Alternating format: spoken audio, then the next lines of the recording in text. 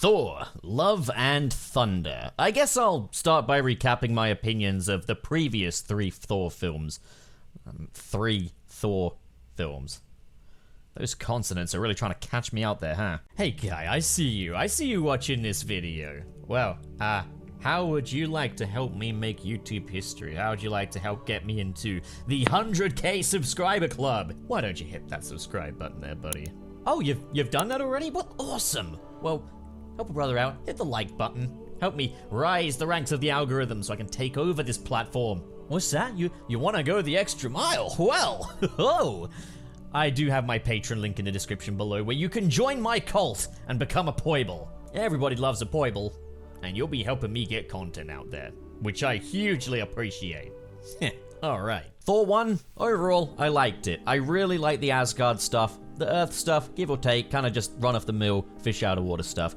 The second one, I thought it had a good sense of momentum to it, but I felt Christopher Eccleston was really wasted as Malekith, and I just thought, you know, like, the filmmaking here was lacking. It didn't really feel like it had any kind of director's voice in there. Felt very much like an MCU film on autopilot. Thor Ragnarok, a really, really refreshing change of pace. Taika Waititi's voice is all over this film, and it just fits really well as this big sci-fi space opera. I thought while there were times when they could have reined in the comedy a little bit, I actually thought the film did a much better job at balancing the comedy and the sincerity than a lot of people seem to think. Like, I often hear, oh, Thor Ragnarok's got too much comedy, but I actually thought they did a nice job balancing it in places, particularly with stuff like the death of Odin. So when Taika Waititi was announced to return for Thor Love and Thunder, not only was it a big surprise that we'll be even getting a 4th Thor film, again really trying to trip me up with those consonants there, I was like, okay, Waititi is back.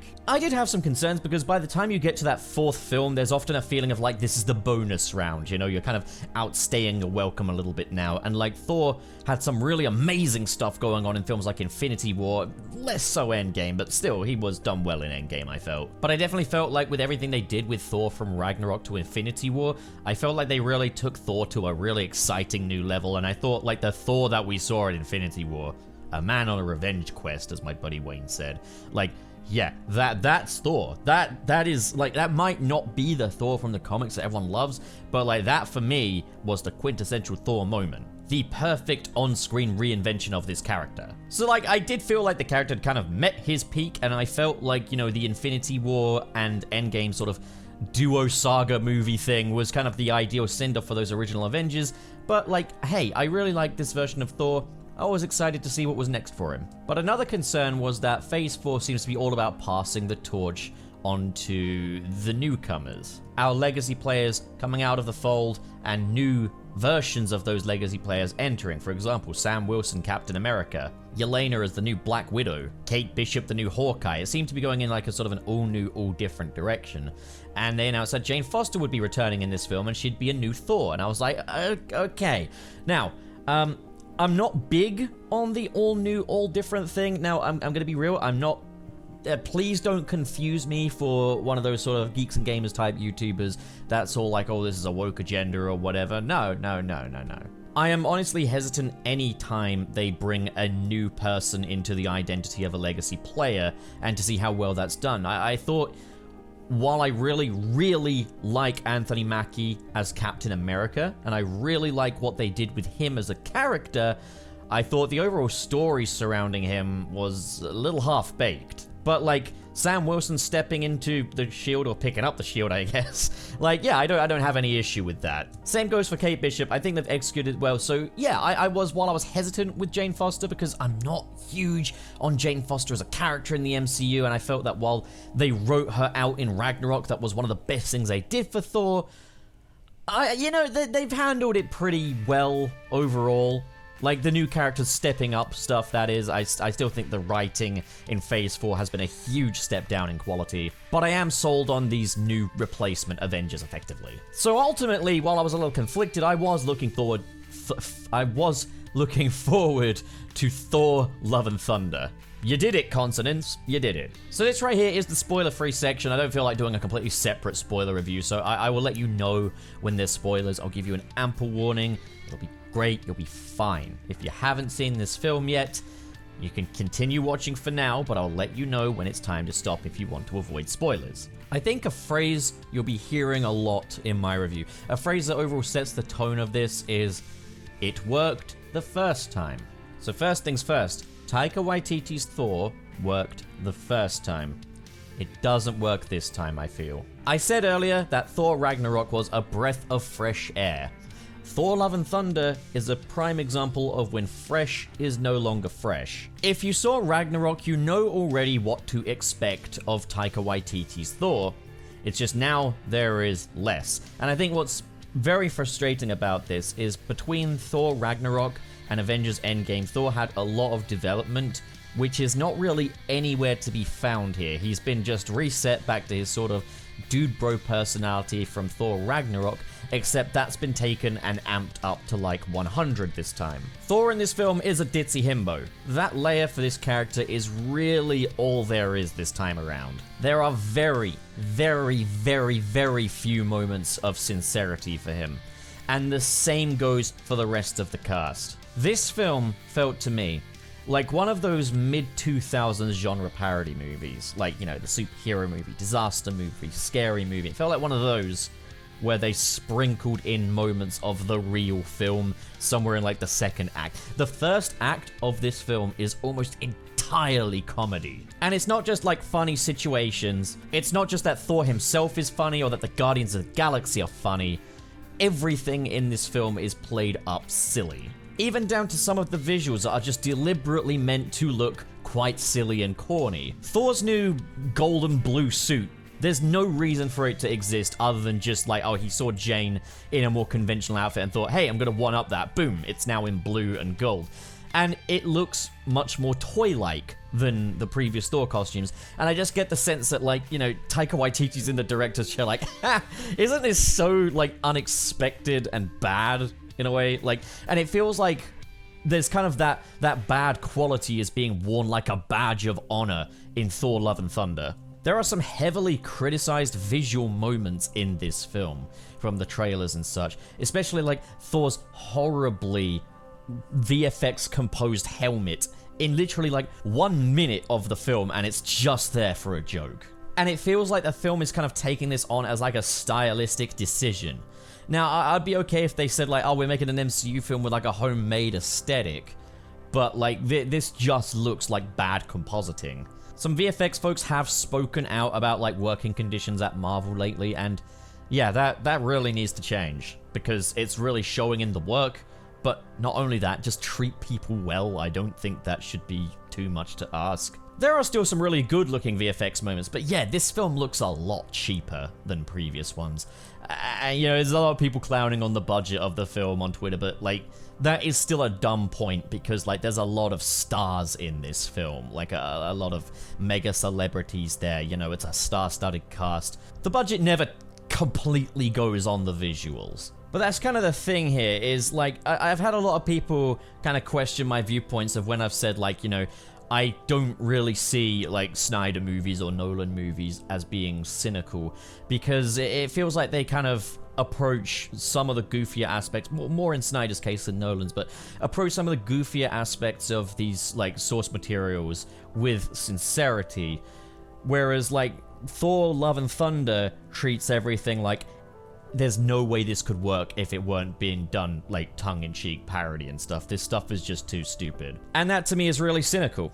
Again, in the second half, particularly like in the second act of the film, it does kind of get its act together a little bit, but there's still that intrusive comedy in there. I do think the MCU does have a comedy problem. Here, it is just bubbling to its absolute boiling point. There's too much comedy this time around. There's just a lack of restraint. Like I said earlier, I'll be saying a lot, oh, that worked the first time around. There's so many recurring gags in this where I'm like, that worked the first time around, but then they will do it several times, even make a subplot out of it. There's this whole thing of like Thor talking to Stormbreaker, and Stormbreaker having this kind of sort of jealousy complex over Mjolnir and Jane, and it turns into a subplot. And the first time they do this, it's kind of funny, but then you're in like a serious big action sequence, and he's talking to Stormbreaker and stuff, and it's like, oh, okay, right, oh great, we're just. every time there's like a serious moment, with the exception of like a battle in the second act, but like every time there's a serious moment, they're cutting in with one of these recurring gags. In this film, I laughed twice. I laughed 2 times. A lot of the rest of it had me eliciting eye rolls and stuff, and I'm not some guy that hates fun. You know me, I like most of the MCU films. I think there's only 3 MCU films that I don't like. Incredible Hulk, Ant-Man and the Wasp, and now Thor Love and Thunder. I think my biggest problem with this film is just the stubbornness of it. I think this is the shortest MCU film yet, and yeah, it definitely feels like it, but there's a lot in there where it's like you could make a bigger movie out of this. You could make a more meaningful film out of this, and this film just refuses. Like, I'm a small film with an irreverent sense of humor, I'm funny, and leave me be. It feels like a film that is just bending every single plot aspect around the style it wants to go for. And it doesn't always work. And I think with the fact that this is being such a short film as well, everything feels very condensed. It almost feels kind of claustrophobic.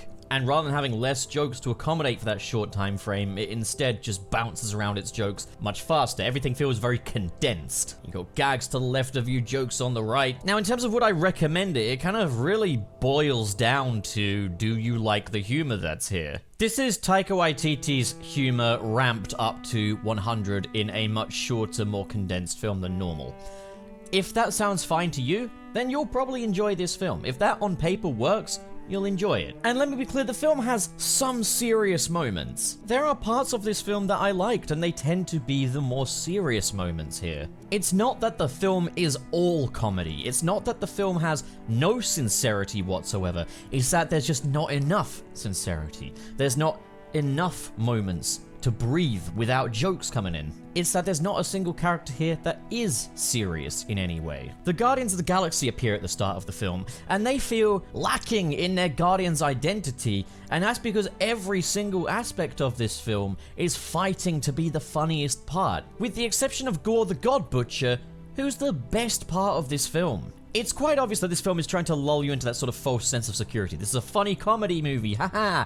And then Gorr the God Butcher comes in, and things get a little more serious, but I just think the execution is not nearly good enough. And that this film's desperation to be that irreverent comedy really gets in the way of what could potentially be really epic moments. And ultimately, unlike Thor Ragnarok, this film doesn't have Jeff Goldblum, it doesn't have Tom Hiddleston, it doesn't have Cate Blanchett, and like, obvious, they don't need to appear, but it feels like there's a void in this film that just hasn't been filled. You need something in its place. The momentum from Thor Ragnarok just isn't here this time. Meaning that Thor Love and Thunder does have that 4th movie feel, where it's sort of like a footnote, where it's more like a bonus round than it is an actual continuation. I've seen people compare this film to like Batman and Robin. Like, Thor Ragnarok was to Thor what Batman Forever was to Batman. It was a breath of fresh air, it was something a bit different, and people liked it at the time.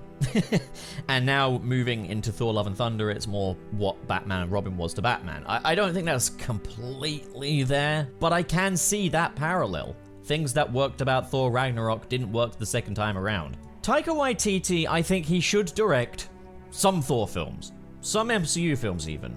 He shouldn't direct every Thor film going forward. Thor Ragnarok being that outside-the-box fresh take should not have been a tonal reset for the character long term.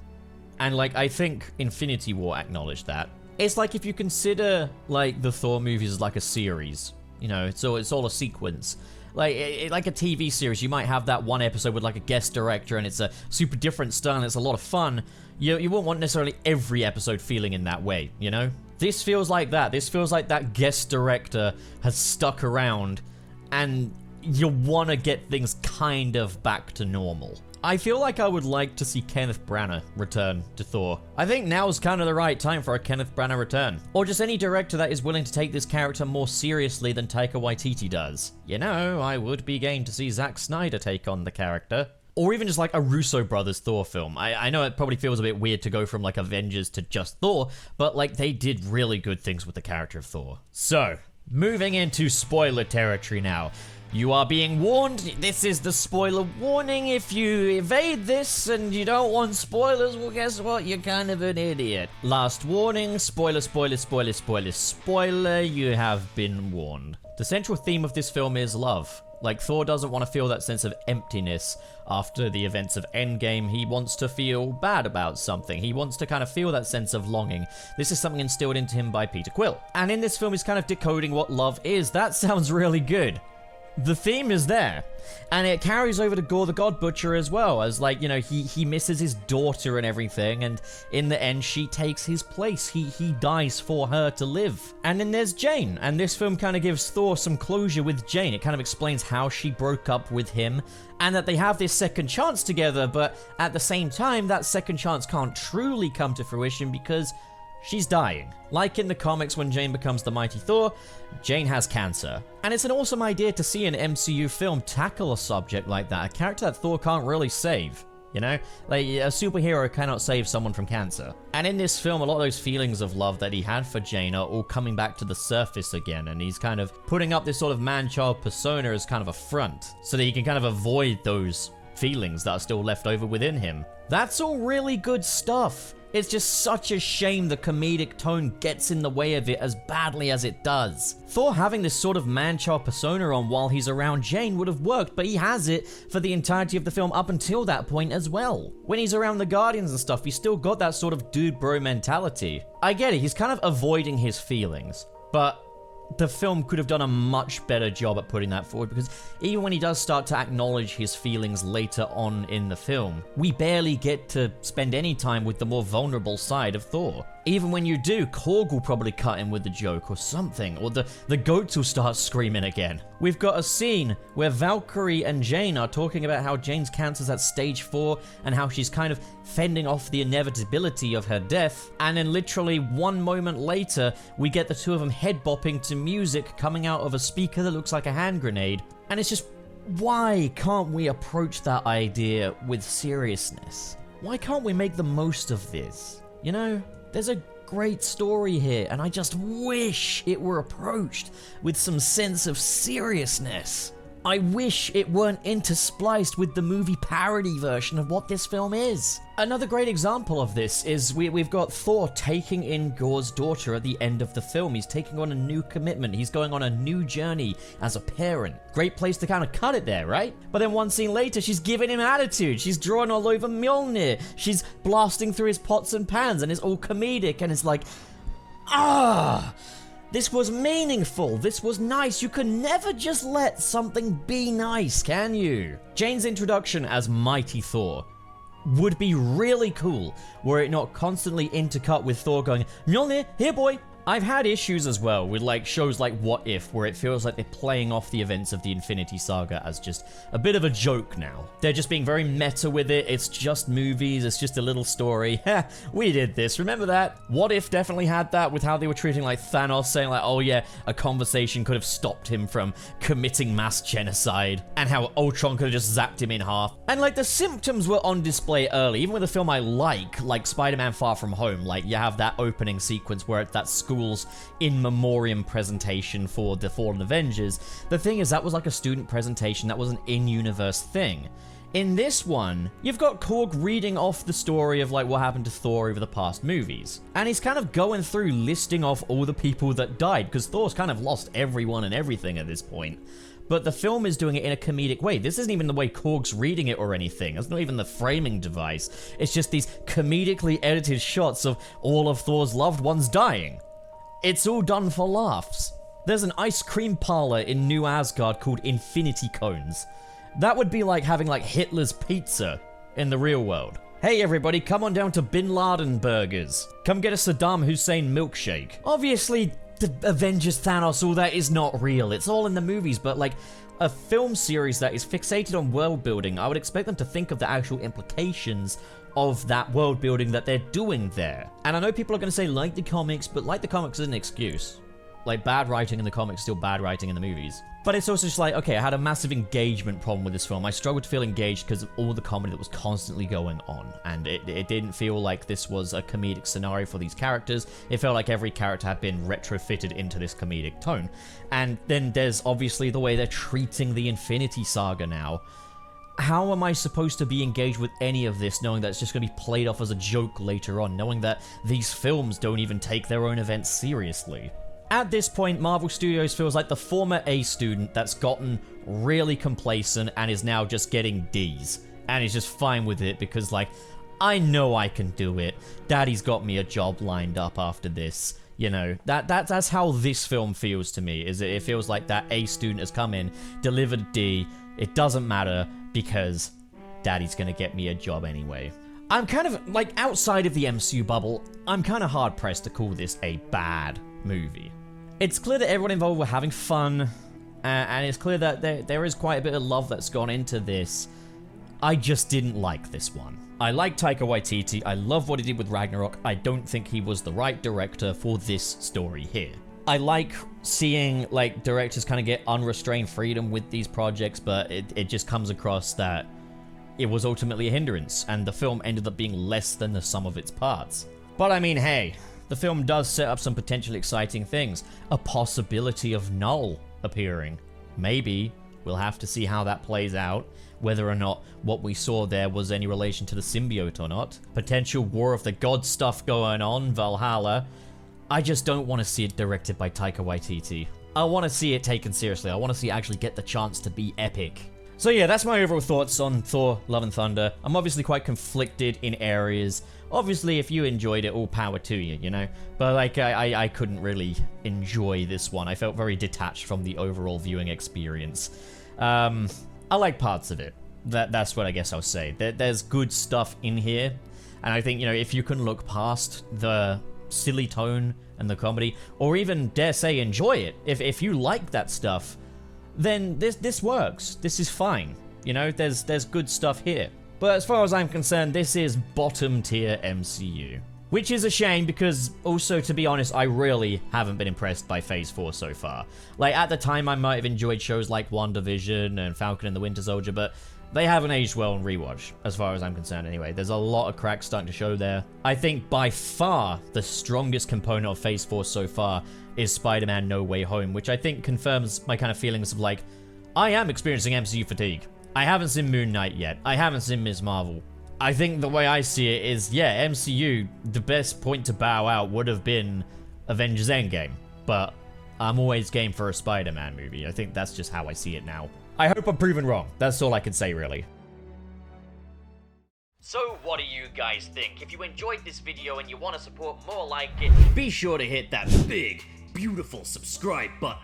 And of course, in the description below are links to different social media feeds, including the Patreon. If you're feeling extra generous, like the following people, who are Marcus Ward, Sirius the Skeptic, Biotinarts, Mr. SP, David 20 Covers, Sergio, Shodin, Legendary Ray Ray, Adam Myers. Thank you guys, you are the best of the best. But as for the rest of you, thank you so much for watching, guys, and have a great day.